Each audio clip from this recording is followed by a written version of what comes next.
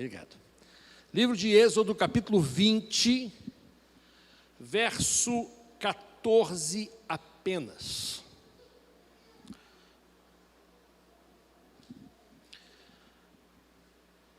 Ele é quase o menor verso da Bíblia. E como a maioria já vai dar de chute, dizendo que o menor verso da Bíblia é João 11:35, Jesus chorou, quero dizer que isto é um erro. Este não é o menor verso da Bíblia. O menor verso da Bíblia é não matarás. Tem uma letra menos. Olha quanta edificação espiritual para a sua vida hoje, em descobrir que o menor verso da Bíblia é não matarás, né? Mas o verso sobre o qual refletiremos nessa manhã é o seguinte: não adulterarás.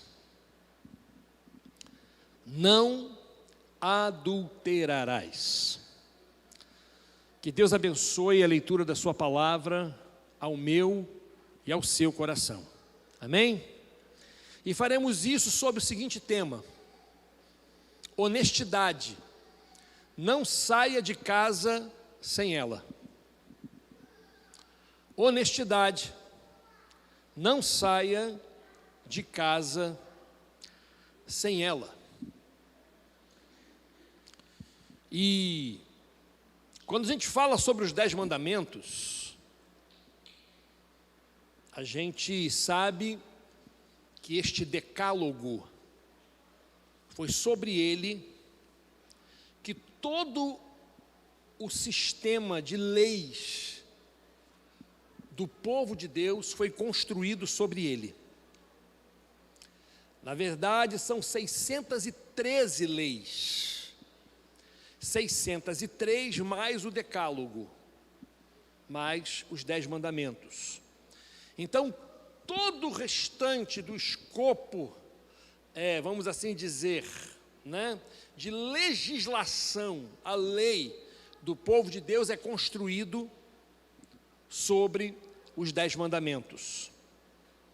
E nós temos mandamentos bastante objetivos. Você percebe que eles são muito diretos, eles são, bastante conclusivos em si mesmos, né? Não matarás, não furtarás, não dirás falso testemunho, honra teu pai e a tua mãe, não terás outros deuses diante de mim, e assim vai. E dentre eles nós temos o verso 14 do livro de Êxodo: não adulterarás. O que é isso? Em primeiro lugar, eu quero começar olhando para o significado do verbo adulterar, para que a gente possa refletir sobre ele mais do que aquilo que a nossa mente imediatamente é levada a pensar. Adulterar significa alterar a natureza, violentar a natureza, modificar, alterar algo sem permissão. Adulterar também significa ferir a legitimidade e a integridade de algo. Ou seja, quando você, por exemplo, pega um documento e por algum motivo você se vê com a necessidade de alterar a data deste documento, o que você está fazendo é um adultério. Você está adulterando a natureza de algo, alterando, violentando a natureza de algo. Quando a gente olha para esses significados e percebe que ele, além de reger o relacionamento de fidelidade e de lealdade entre o povo de Deus, tanto no seu relacionamento conjugal, quanto no relacionamento com o seu próximo, porque inclusive contratos podem ser adulterados. Então, o não adulterarás, ele regula também as relações humanas naquilo que é feito entre partes. É um adultério, é uma violência. Fere a legitimidade e a integridade de algo, ou seja, algo que era inteiro com uma imagem sofre como que um borrão que altera a sua imagem, e se altera a sua imagem, até altera o seu significado e às vezes altera o seu valor. Diante dessas definições iniciais, vai ficar um pouco mais fácil para a gente, porque a gente vai identificar adultério como sendo sinônimo de desonestidade. E aí, quando a gente olha para o conceito de honestidade e desonestidade, a gente amplia ainda mais os efeitos do verbo adulterar. A gente percebe que ele é mais amplo do que aquilo que a gente, de imediato, imagina e define. Por quê? Porque aquela pessoa que sofre de desonestidade, ela está, na verdade, dizendo que ela tem um problema na formação ou na consistência do seu caráter. Por exemplo, aquele que é desonesto é alguém que sofre de falta de sinceridade. O desonesto não é sincero. Às vezes, até mesmo olhando nos olhos, encarando nos olhos, você percebe que a pessoa, ela não está sendo íntegra com você. O desonesto não é uma pessoa sobre a qual você pode descansar em suas palavras, não dá. Porque lhe falta sinceridade. E o sentido, o significado da palavra sinceridade é sincera. Ou seja, as máscaras usadas no tempo, tanto nos tempos de Jesus, Velho Testamento, e principalmente durante o período grego e romano, elas eram utilizadas porque elas eram feitas de cera. E quando fala sem cera, é sem essa máscara de cera, ou seja, transparente. A pessoa falta com a sinceridade, ela permanece escondida atrás de uma máscara. Há uma palavra grega para isso, que ela é quase uma transliteração para nós no português, é a palavra hipócrites, de onde vem a palavra hipócrita, ou seja, o pócrites, o pó é atrás de, crites é a máscara, a por trás da máscara. Aquele que é desonesto sofre de um agudo egoísmo, porque o desonesto ele quer ganhar o tempo inteiro, então ele é extremamente egoísta. Ele pensa exclusivamente em si, é incapaz de considerar a possibilidade de pensar no todo sem que isto lhe favoreça, porque se isto não lhe favorecer, ele não pensa no todo, ele pensa apenas em si mesmo. Então o desonesto é alguém extremamente egoísta. O desonesto também ele vai sofrer de falta de escrúpulos. E o que é isso? Uma pessoa inescrupulosa é aquela pessoa que não calcula o preço para fazer aquilo que lhe convém de maneira a ferir princípios. Se ela tiver que maquinar o mal, ela maquinará o mal. E se ela tiver que fazer aquilo que maquinou, ela fará. Se ela tiver que passar por cima de alguém, ela fará. Se ela tiver que simplesmente negligenciar e rejeitar princípios e valores que lhe foram ensinados, ela isto fará, porque ela é uma pessoa inescrupulosa. Ou seja, a desonestidade é um problema sério, mas muito sério, de desvio de caráter. E aí você vai parar e vai pensar da seguinte forma: bem, pastor, então não é só essa questão do conceito de desonestidade que é amplo, os seus efeitos também. Sim, claro, óbvio. Porque você pode ser desonesto em tudo na vida. Tudo o que envolve as suas relações é alvo de uma decisão: ser limpo, transparente, honesto ou ser desonesto, obscuro e sujo. Percebe? Isso em qualquer das nossas relações, em qualquer dos nossos negócios, em quaisquer das coisas que estejamos envolvidos. Gente, eu penso, na verdade, que nem mesmo Moisés, ele imaginava o quanto esse 7º mandamento seria abrangente e relevante, tanto para a vida diária do povo, de imediato que recebia essa lei, ou seja, o povo da sua época, como também para gerações futuras do chamado povo de Deus, dentre as quais estamos nós. Eu penso que a honestidade é algo que é extremamente fundamental para a preservação da integridade das relações, para a proteção da integridade dos relacionamentos.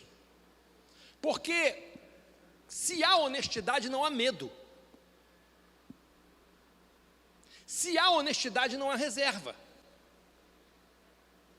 Se há honestidade, não tem por que ter receio de que alguém mexa, veja, vasculhe, peça vista, sabe? E pergunte o que quer que seja. Por quê? Porque há honestidade. Porque há honestidade. Se há honestidade, não existe assunto melindroso. Não existe assunto no que tenhamos dificuldade de tocar e de citar. Porque há honestidade. A honestidade, ela é um dos valores que mantém a pessoa com, sabe, aquele aspecto de leveza e liberdade. Sabe por quê? Porque não há nada que ela tenha dificuldade de tocar, de tratar e de falar. Porque em tudo que ela trata, fala e toca, ela o faz com honestidade. Ela o faz com sinceridade. Ela o faz com transparência.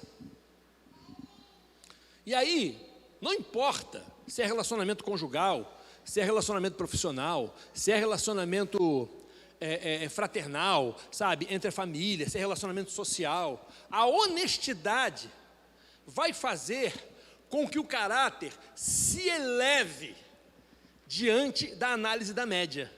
É daí que a gente vê que existem pessoas que recebem elogios, que são destacadas por serem simplesmente aquilo que se espera, ou seja, por serem honestas. Não estamos falando de algo que é, um desafio, alguma coisa que seja para a gente algo extremamente anormal, porque o normal seria a honestidade. O normal seria a fidelidade, a correção. Então, quando a gente começa a destacar pessoas por conta do seu caráter honesto, na verdade, nós estamos revelando o nível baixo da média dos demais. Estamos revelando, gente, temos problemas sérios de caráter, e esse problema sério de caráter, ele é de natureza sistêmica, ou seja, ele está tomando conta de todos. A honestidade é o tipo de coisa que não se pode descartar em tempo algum. É o tipo de coisa que se cultiva no privado e se evidencia no público através de atitudes. Ela é cultivada e evidenciada em atitudes. Não adulterarás. A questão para a nossa reflexão nessa manhã é a seguinte, né? Como que a gente consegue preservar as relações nas quais Deus deve ser glorificado, sendo estas relações poupadas de adultério? Porque, note, a relação entre irmãos, ela pode ser vítima de adultério. A relação entre pastor e ovelha pode ser vítima de adultério. A relação entre patrão e empregado pode ser vítima de adultério. Nas duas vias. A relação entre homem e mulher, a relação entre marido e esposa, filho e pai, pai e filho, e pais, todas elas podem ser vítimas disso. E Deus quer ser glorificado em todas estas relações. Então, como a gente as protege? Como a gente as blinda da ameaça do adultério? Eu tenho 3 conselhos para dar. A primeira delas, o primeiro deles: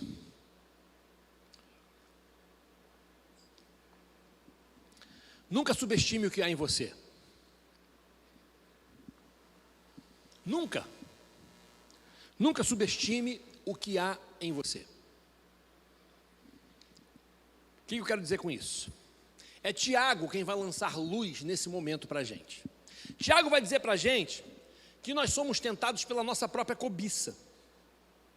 Ele vai dizer, olha, mas cada um é tentado quando atraído e engodado pela sua própria cobiça. E aí, aqui começa uma escala gradativa de destruição. Você é tentado na sua cobiça, algumas versões diz que é concupiscência o nome disso. E esta concupiscência sendo alimentada, ela gera o pecado, você foi para um nível mais fundo de destruição, e o pecado sendo consumado, ele gera a morte, ou seja, a separação, a ruptura. Porque a morte significa separação, afastamento, distanciamento. É isso que significa. A origem, queridos, de adultérios, traições, leviandades, sabe, todo tipo de desonestidade tem a sua origem dentro de nós. Não é Satanás quem planta uma semente, a semente já está, ela faz parte da nossa natureza. A Bíblia vai dizer para a gente que a nossa carne, ou seja, que é onde reside a nossa cobiça, que é onde reside a nossa concupiscência, ela luta contra o espírito, e o espírito luta contra a carne, e estes dois se opõem um ao outro, para que um não permita que o outro faça o que quer. Ou seja, essa semente de adulteração, de desonestidade, ela já existe dentro de nós. Quando Jesus vem e morre, e Ele ressuscita, e pela fé nós aceitamos o seu sacrifício, nós temos a garantia da redenção final sobre esta influência que faz parte da nossa carne, porque a Bíblia diz que carne e sangue não podem herdar o reino dos céus. O que vai acontecer? Quando chegar o momento de sermos assuntos aos céus, ou de sermos recolhidos pelo Senhor, esta carne deixa de existir para dar lugar a um corpo glorificado, porque esta concupiscência não tem lugar lá. Percebe? Isso está em nós, isso habita em nós. A gente precisa controlar e dominar este negócio.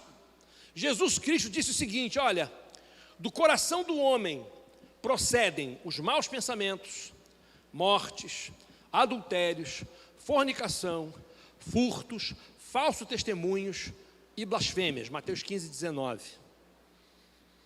O que eu quero dizer com isso? Nunca, não podemos subestimar a capacidade que temos de ser aquilo que condenamos nos outros.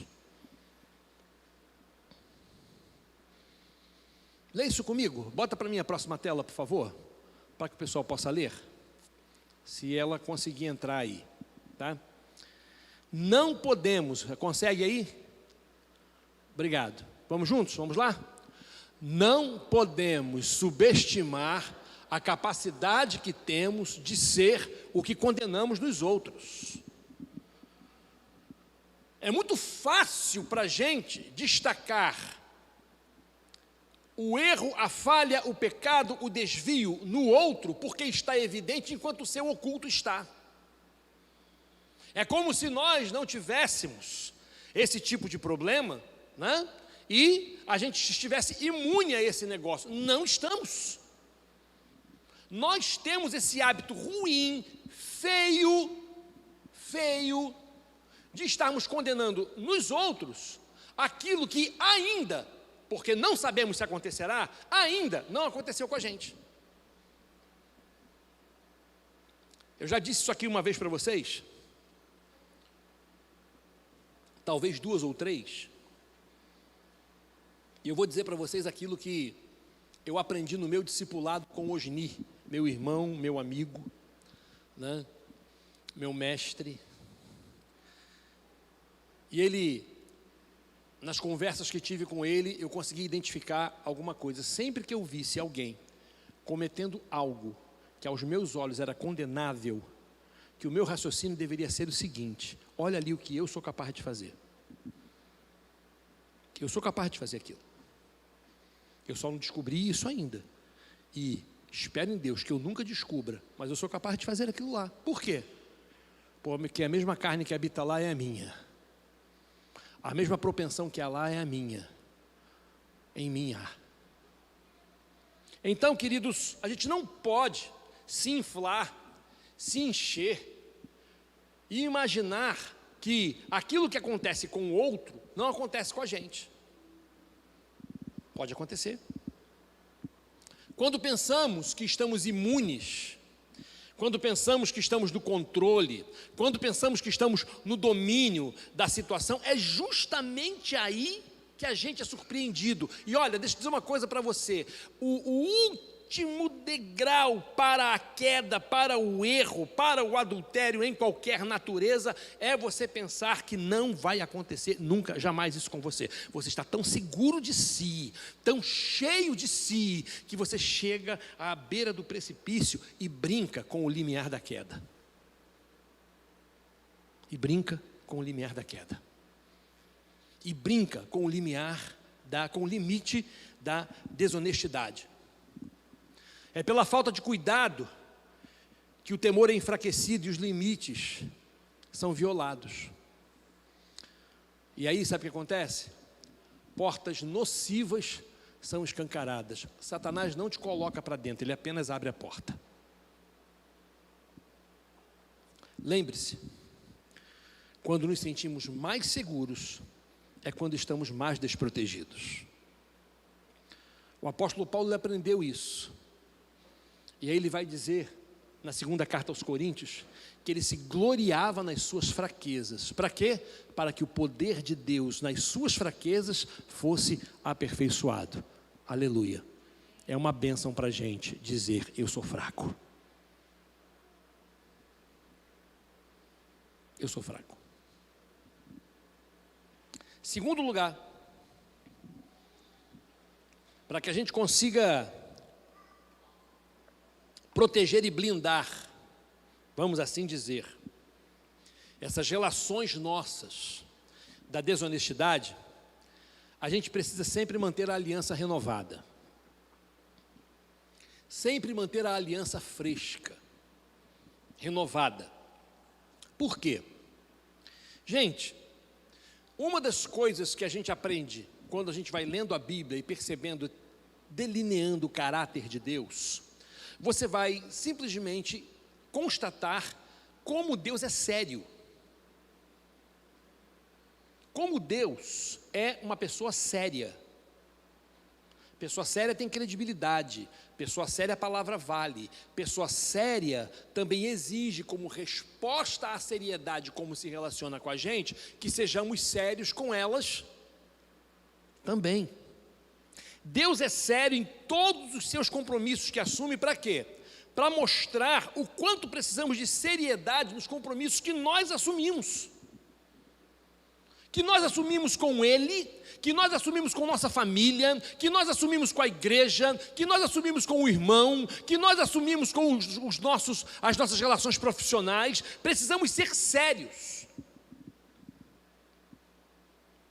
Deus nunca feriu sua aliança, mas Ele sempre a renovou quando encontrou arrependimento do outro lado. Para quê? Para poder reafirmar os seus sentimentos, as suas verdades e as suas intenções. Ele está dizendo, olha, eu vou reafirmar a aliança, eu quero lembrar para vocês, eu sou assim.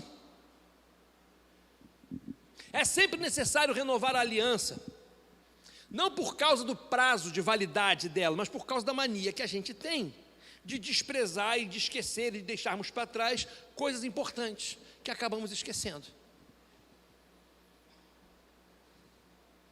No relacionamento conjugal acontece muito desse negócio. Muito. A gente acaba deixando para trás coisas que de fato são importantes, porque nós nos acostumamos com elas e perdemos o hábito de destacar o brilho e o valor que essas coisas devem ter para a gente.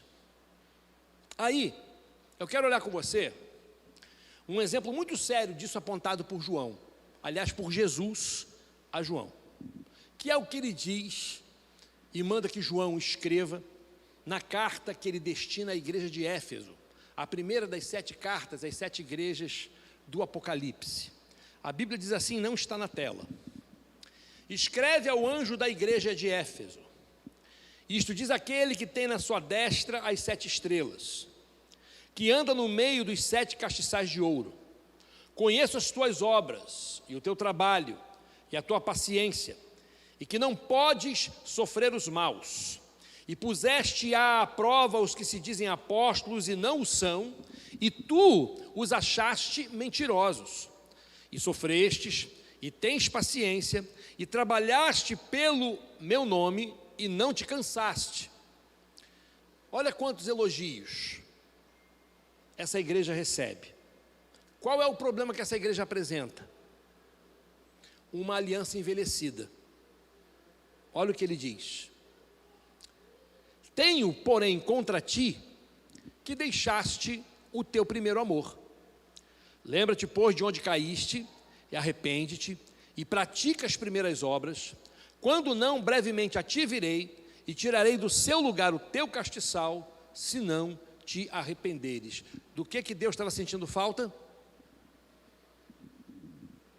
Da seriedade da aliança. Da aliança renovada. Do relacionamento fresco. Com testemunhos de ontem, e não de anos atrás. De lembranças frescas, de coisas vividas agora. E não de lembranças, sabe, que estão opacas e muitas vezes obtusas, que são lá, de tantos e tantos anos atrás, tamanha a carência da frequência delas ao longo dos últimos tempos. Quando a gente, isso revela o quê? Isso revela um distanciamento, isso revela um esfriamento, isso revela o encarar dessa relação com Deus de uma maneira tão comum, tão simples, que ela perde o valor afetivo e espiritual. A gente se acostuma. Gente, vamos falar a verdade, a gente sabe como ser crente, não sabe? Não sabe? A gente sabe como ser crente. Crente tem um jeito todo específico de falar, né? Que é o crentez ou o evangeliquez, não é isso? Fala aí, vaso. E aí, varoa. Aí hoje você está apocalíptico, hein? Está destruindo tudo, hein? E por aí vai. Crente tem um jeito de falar, né? Crente tem um jeito padrão ou médio de se vestir, sabe? Os seus meios e círculos de relação, mas tudo isso é comportamento. Comportamento se aprende e se reproduz.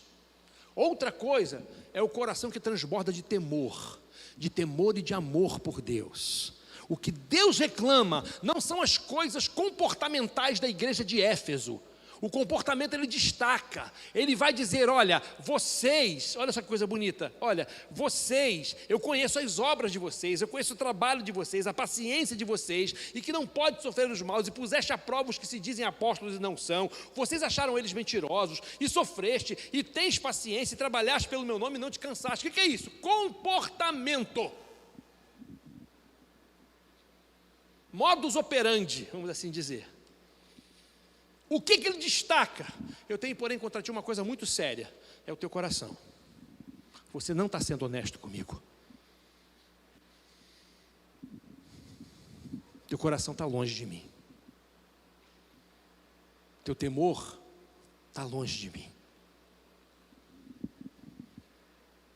É isso que eu estou chamando. Então volta, porque por causa de comportamento, espírita não vai para o céu.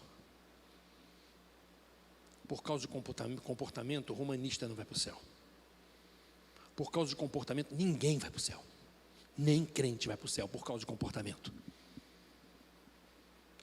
Só vai para o céu se o coração for verdadeiramente dele. E para ele. Amém, gente?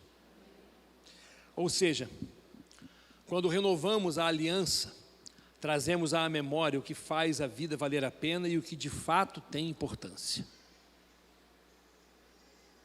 É o nosso relacionamento honesto com Deus.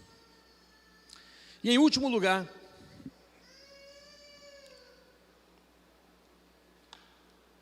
além de você nunca subestimar o que há em você e manter sempre a aliança renovada, proteja sua mente da confusão de valores. Proteja sua mente da confusão de valores. Você lembra como ocorriam as traições que o povo de Deus cometia recorrentemente diante de Deus? Sempre que alguma coisa não estava satisfazendo a expectativa do povo, eles se inclinavam logo a procurar um Deus estranho. A primeira coisa que eles começaram a fazer, não, nós queremos ter um rei como todo mundo tem. Samuel fica chateado, zangado. Deus fala, olha, não fica chateado, Samuel, porque eles não estão rejeitando a você, estão rejeitando a mim. É a mim que eles estão rejeitando. Tá bom, vocês querem? Tá aí, toma Saul. Tá Saul aí. E deu Saul no que deu, né? Antes, Moisés sobe, vai lá, está recebendo a lei. E o pessoal lá embaixo ansioso. Ih, Moisés morreu. Não, Moisés está vivo. Não, ele vai voltar. Não, não volta. Vamos fazer o seguinte, pega ouro aí de todo mundo, aí vamos derreter, vamos fazer um bezerro de ouro, um animal aqui, né? Para a gente poder adorar. Sempre que uma expectativa do povo não era satisfeita, eles davam um jeitinho de se inclinar para outros povos, para outros deuses. Era isso que acontecia, era dessa forma que acontecia. Toda vez que o povo procurava e adorava outros deuses, eles estavam dizendo uma coisa muito séria. Sabe o que eles estavam dizendo? Eles estavam dizendo que o que eles tinham em Deus não lhes era suficiente. Ele estava dizendo que ele tinha em Deus não era suficiente. Aí, como resultado, o que acontecia? Se envolvia na podridão, na imundícia, desprezava o que Deus tinha para oferecer como resultado de uma relação pautada na fidelidade, na honestidade, sem adultério. Gente, adulterar, ser desonesto, não faz sentido, porque o que Deus nos tem dado é o melhor e é o suficiente. Aliás, é mais que suficiente. Mais. Agora, seja honesto consigo mesmo e responda o seguinte: olha para o seu nome. Para quem você é no privado e no público. E para quem você quer ser. E imagine o valor disso para as pessoas. Imagine o valor disso para a sua família. Imagine o valor disso para os seus filhos. Imagine o valor disso para os seus pais. É barato? Quanto tempo custa para se construir uma reputação? Quanto tempo custa para se construir um nome? E fazer desse nome um nome respeitável? Você não faz isso assim. Mas a destruição desse nome é assim. Percebe a desproporcionalidade disso? Como isso é desproporcional? Você já parou para calcular o custo da construção de um nome, do seu nome? Já mensurou o custo da construção da imagem e do nome de Jesus sobre você? Sobre nós? A gente está falando, estamos começando hoje o tema resplandecendo em espiritualidade. Ao longo desse mês de outubro, vamos falar sobre espiritualidade. E eu não vou vir aqui para o púlpito pregar Hare Krishna para você. Mantra, sabe, meditação, para que você sente em casa, cruze os dedos e as pernas e fique lá, porque você vai melhorar a sua espiritualidade. Porque a espiritualidade, ela é prática. A espiritualidade é prática. A espiritualidade é ética. A espiritualidade, ela é baseada na verdade das relações, de fatos e não de conceitos, porque você não é o que você crê e você não é o que você diz, você é o que você faz. Nós somos aquilo que fazemos. Pois bem, aí eu separei para a gente aqui 3 testemunhos que a Bíblia dá sobre 3 personagens. O primeiro deles é o testemunho de Jó. Lá em Jó 1:8, diz lá, leia comigo, vamos juntos, vamos lá. E disse o Senhor a Satanás: observaste tu a meu servo Jó, porque ninguém há na terra semelhante a ele, homem íntegro e reto, temente a Deus, que se desviava do mal. Quem deu esse testemunho? Deus. Deus dando testemunho sobre a vida do seu servo. Vamos para outro. Noé. Gênesis capítulo 6, versos 8 e 9. Noé, porém, vamos gente. Noé, porém, achou graça aos olhos do Senhor. Estas são as gerações de Noé. Noé era homem justo e perfeito em suas gerações. Noé andava com Deus. Outro testemunho. Vou tirar mais um. João Batista. João Batista, Lucas capítulo 7, verso 28. Vamos juntos? E eu vos digo que entre os nascidos de mulheres não há maior profeta do que João Batista, mas o menor no reino de Deus é maior do que ele. O menor no reino de Deus é óbvio que seria maior que João Batista, porque João Batista ainda era carne, o menor no reino de Deus não era mais carne. Obviamente teria que ser maior do que ele. O que eu quero dizer para vocês com esses 3 testemunhos? O que eu quero que você e eu entendamos? Nenhuma reputação é melhor que aquela que tem o endosso de Deus. Nenhuma reputação é melhor que aquela que tem o endosso de Deus, que aquela que Deus assina embaixo, que aquela que Deus recomenda, que é aquela que Deus destaca. Você sabe qual é o problema? A gente muitas vezes se preocupa demasiadamente em proteger a nossa reputação e esquecemos que o que de fato constrói a nossa reputação não é ela mesma, é o nosso caráter. O ensino da Bíblia é o seguinte: cuida do seu caráter, que da tua reputação cuido eu. Cuide você do seu caráter, daquilo que você é no público e no privado, naquilo que você é diante de mim, diante do Senhor, que o Senhor cuida da nossa reputação. Amém, queridos? Existe muita vaidade por trás do desejo de ser lembrado e de ser reconhecido. Isto é importante? Isto só é importante se for resultado da nossa relação honesta com Deus. Apenas se for resultado do temor de Deus, que pode ser visto em mim e em você. Este mundo, queridos, ele não precisa de homens e mulheres sérias e sérios, ainda que caráter não tenha religião. Este mundo precisa de homens e mulheres de Deus. Homens e mulheres de Deus, você não precisa colocar depois que sejam sérios. Porque o que você imagina e o que você espera é que homens e mulheres de Deus sejam pessoas sérias, corretas, honestas, dignas, leais, fiéis. É isso que ele espera. Para terminar, o que você tem permitido violentar, adulterar o seu caráter e ferir as suas relações?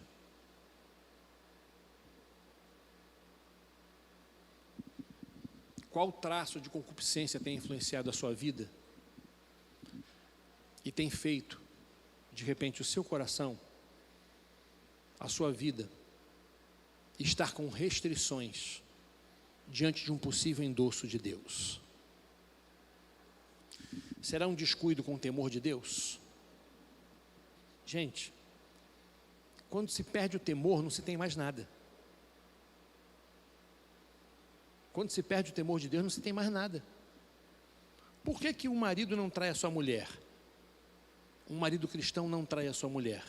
É porque ele a ama fundamentalmente? Não. É porque ele tem temor de Deus. Ele a ama, ótimo. Ela o ama, ótimo. Mas não o trai ou não a trai porque tem temor de Deus. Porque existem pessoas que amam umas às outras e por conta de circunstâncias diversas, a falta de temor faz com que haja traição. Quando falta o temor, falta tudo. Você perde seus limites. tudo passa a ser admissível. E aí você começa a se cobrar, dizendo assim: por que eu não posso ser uma pessoa normal?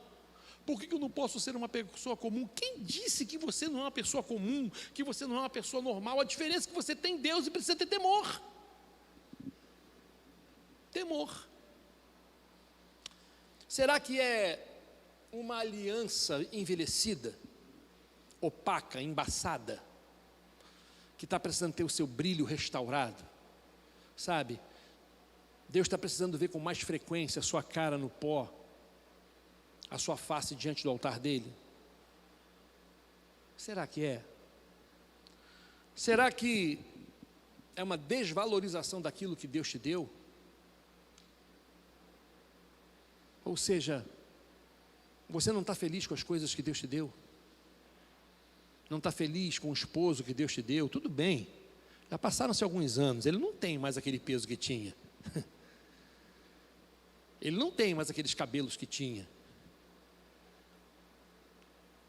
Mas foi Deus que te deu.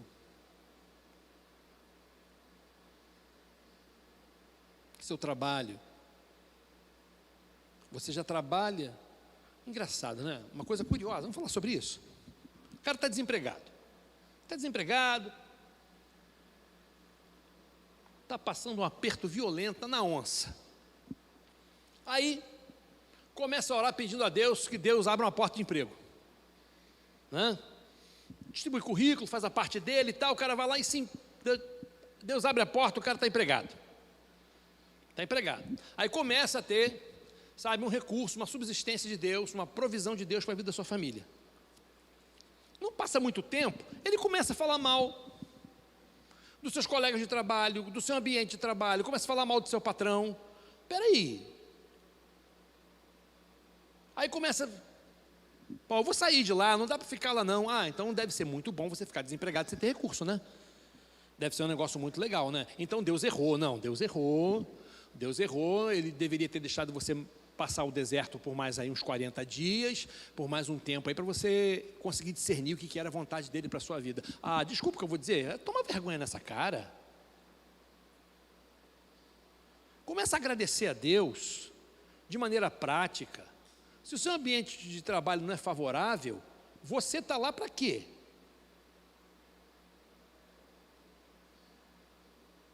Jó era quem era no meio de uma geração perversa, Noé era quem era no meio de uma geração perversa, João Batista era quem era no meio de uma geração perversa. O que você quer? Você quer arrumar um emprego que seja o céu para você?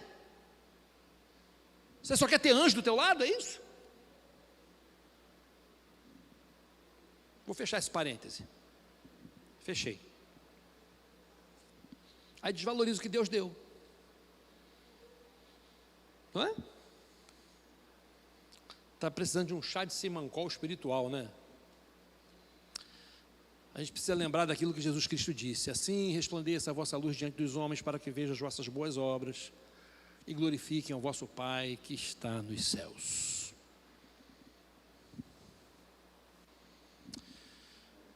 Honestidade. Não saia de casa sem ela. Não adulterarás. Deus honra. Amém? Quem aqui pode dizer assim: eu já fui honrado porque tive uma conduta honesta? Diz assim: olha, eu fui honesto e fui honrado. Agora eu tenho certeza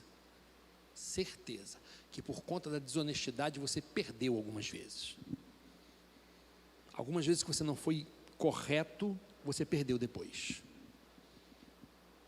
Lembra-te, pois, de onde caíste, arrepende-te, volta e pratica as primeiras obras, diz o Senhor Jesus. Queria que você baixasse sua cabeça, que você orasse.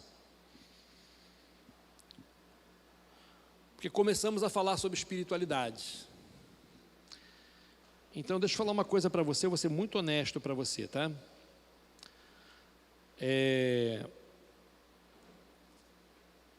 Durante esse mês, aos domingos de manhã, vai ser assim, tá? Então, você pensa duas vezes se você quer vir para a igreja ou não. Se bem que no domingo que vem, quem vai pregar aqui vai ser o pastor Ricardo Aurino, convidado para estar aqui com a gente no próximo domingo pela manhã. Então Deus sabe o que vai falar no coração dele. Mas agora, se for eu, para que a gente tenha uma espiritualidade saudável, para que a nossa espiritualidade não seja apenas aquela de levantar a mão no culto, de dizer glória a Deus e aleluia, de chorar, de dançar, porque tudo isso é estético, tudo isso é estético. Para Deus isso vale pouco ou nada, quando o coração e quando a vida não está comprometida com Ele. Vamos orar e pedir para Deus ter misericórdia da gente e nós sermos despertados para sermos nada mais, nada menos do que aquilo que se espera. Porque tudo que foi dito aqui e muitas coisas que não foram ditas aqui são coisas que se esperam. Pai, em nome de Jesus, eu quero suplicar a Tua misericórdia para com a nossa vida e pedir ao Senhor o perdão pelos nossos pecados. Eu quero pedir, Deus, que o Senhor nos ajude a termos, ó Pai, posturas, e não apenas posturas, mas um coração protegido, blindado da desonestidade.